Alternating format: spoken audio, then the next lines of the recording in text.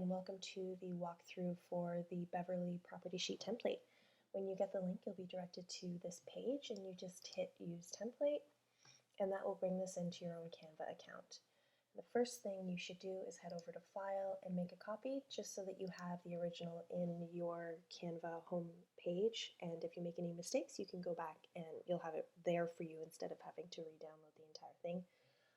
Just makes things easier, and once you've done that, you're ready to start uploading your own listing photos. So you head over to Uploads, upload an image or video, locate the files on your computer, and then when you upload them into Canva, it will look like this. And now you're ready to swap out all the photos. So in order to do that, you're just going to grab a photo that you'd like to use and hover it over one of the image boxes, and it will pop right into place. And if you don't like the way it's positioned in the frame, you just double click and then you can move it around in the photo box. So let me just choose one that looks a bit better. I'm just going to move that around, and that looks great. If you need to change the colors in order to fit your own brand colors or the listing itself, you just make sure that any element that has a color in it is highlighted, and then you head over to this color palette here, and you can choose colors that are provided for you, the default colors, or if you know your color hex codes, you just hit New Color, and then this is where you would put that information in. Another trick that you can do is you can grab colors from the listing itself. So if you have a listing that has a lot of browns, for example, you might want to draw out those colors, and you would do that by selecting a color that's really prominent in the listing photos themselves. So for this particular one, there are a lot of blues, deep blues, so I'm just going to leave it because it really does make the photo pop more. When it comes to font, just select any font box, and then you would highlight all the font in that box, and you can change it to, over here in the font palette, you can change it to any font that you'd like. So if you have your own brand fonts, this is where you would change it, or you can change it to a font that you prefer if you don't like this one. Here's a little size trick.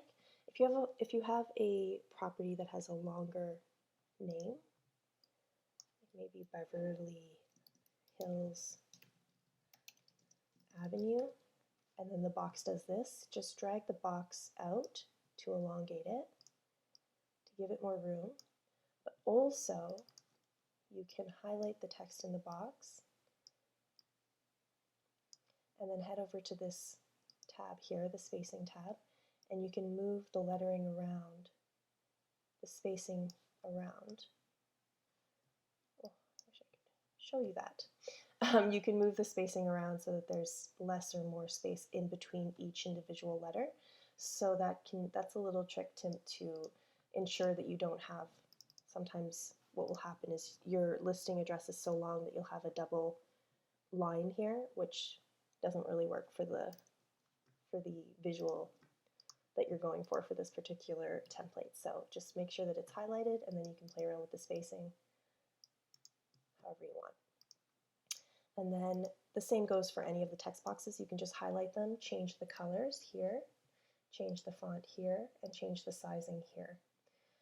If you feel like this is it's too thin of a font, for example, you can always just bold it, and then that will give it a nice, thick, easy to read effect.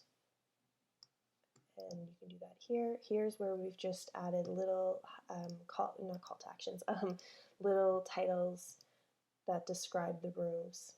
You can either keep these in here, delete them entirely, it's up to you. And again, all these photo boxes, you can just grab your own photos and drop them into place. Now, a tip that I would like to suggest is oftentimes with listing photos, their colors are all nicely, they match one another nicely, but if they don't, try to choose photos that do have the same coloring as your main photo here, or it might look like a big old mess. So here we have like a nice dark, dramatic photo, so I'm going to look for photos that actually look the same as that, so that you can have the general tone being consistent throughout. So now onto the second page. Any element can be changed to your liking. If you like the drag and drop aspect of templates, then by all means just take your own photo, hover it over, it will snap into place. This is a little text area where you can talk about the most impressive part of the home or the most impressive aspect of the home. If you have more to say and there's not enough room in this box, you can change the text size here. You can change it down to 14, and then you can change the line height as well. So the same as before where we took the letter spacing, and we changed the spacing in between the letters, you can also do the same with the line height and just give yourself more space if you have less to say, or less space if you have more to say. So this is a really great tool just to make sure that you can get all the wording in that you want. Or if you just have like maybe just a sentence, you can increase the lettering between the space between the lettering and also the line height, and then it makes it look like there's more text to fill out. If neither of those options work for you, you can always adjust the sizing of the box itself and of course the color over here. You might not want to include 3 photos. There might not be that many to choose from. In that case, I would suggest you delete one of them and then just drag this over, and you can just have 2 that way. And I wouldn't suggest putting any more than that because they won't print very well. They'll be very, very small. So I would say the max that you can have here is 3, maybe 4, but again, it would be really small. So I'd say between 2 and 3 works well. This is where you're going to put your headshot. So this headshot is very specific. It's been taken with a background outside. It works really well with this template. There is a possibility that you don't have a headshot like this, that you have, maybe let's just use this one as an example. This one works really well as well. You just have to move around where you're going to put your name and designation. And with this one, I would actually make sure that that font is readable. So just change that to a more bold font, and then that works well as well. But what happens if you don't have that? If you just have a headshot like this, well, you just pop it into place. So if you have a headshot that doesn't have a background, it works really well as well because we have this dark tone underneath. So all you have to do is drag your photo in, arrange it into a place that looks great. This is from our Bokeh brand, if you're curious. And then just move the name around so that it works. Again, if the name if your name is longer, not everyone has this very convenient short name. If your name is longer, you can always reduce the text size, and you can play around with the lettering. So you have a lot of control here. And then you just keep going until it works for you. If you're having trouble viewing the information here, a trick that I would suggest you do is take this box here, copy it, paste, and then just bring it down to size, bring it right down to the bottom here, make sure all the font is selected, and I'm just going to send it backwards so it goes behind the information. So sometimes your photo that you bring in won't work well with the white text. So you either want to change the text itself, so you can change the coloring of it, but this particular photo that I've brought in, she has a lot of gold in her dress or yellow in her dress, so the font, it's just going to there's a lot of stuff happening on her dress that's just going to get in the way of the font itself, so I'm going to put a background so that you can really read the contact information, and that works just as well. So stylistically, that looks great.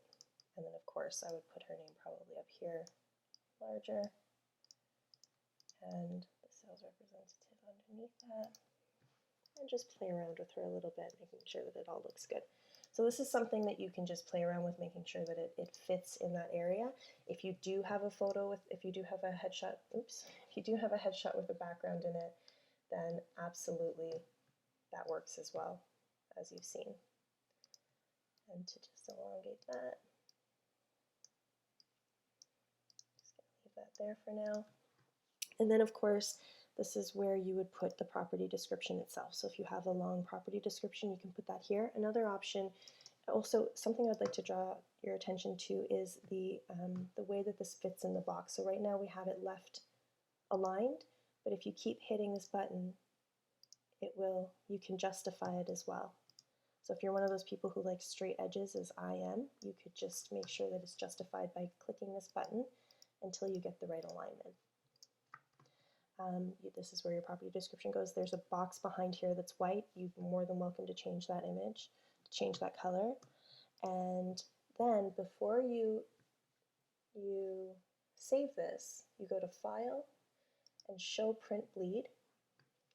And you want to make sure that all of your images are bleeding past this cut line. This dotted line is where your printer is going to cut your document. So you want to make sure that all of your images bleed past that line, and that none of your information is too close to that line. So we are good. Everything's bleeding to the edge. Everything looks like it's in the right spot. So now I am ready to save it. Before we do that, I'm just going to talk about the optional property icons that you have here. These are in your zip folder. So if you unzip that folder, you're going to see a folder called icons, and you can upload these. You're going to have them in white, gold, and blue. So depending on which ones suit your needs. Once you uploaded them, they're going to look like this, and you just click them once to bring them into your document. You grab the corner to resize them. Oh, did I just lose it? And then you bring it anywhere you want to draw attention. I would suggest you do it right here in the top photo. And you do that with all three. And then once you've sized these, I'm just going to do two, just for the sake of time. You can put the parking information in as well. I'm going to do these two. And then I'm going to hit T for text on my keyboard, and that's going to bring up a text box, and I'm just going to start writing in the number of bedrooms. So let's say there's 2, and I'm going to bring this right down to about, maybe even less than that, 28, and change the font color to white to match the icon. And then I'm going to duplicate this so that it's the exact same and I don't have to worry about making it the exact same. And then changing this color to blue, just so you can read it. So this is how you would work with the optional icon set. If you don't need them, of course, you don't need to add them at all. And when you're ready, when you're happy with the way your design looks, you head over to Download and you say PDF Print. If you're having this printed professionally, you do want to include the crop marks and bleed for your printer. If you're printing this at home, you do not need to check that box. So let's pretend that we're doing it with a printer. Crop marks and bleed, download.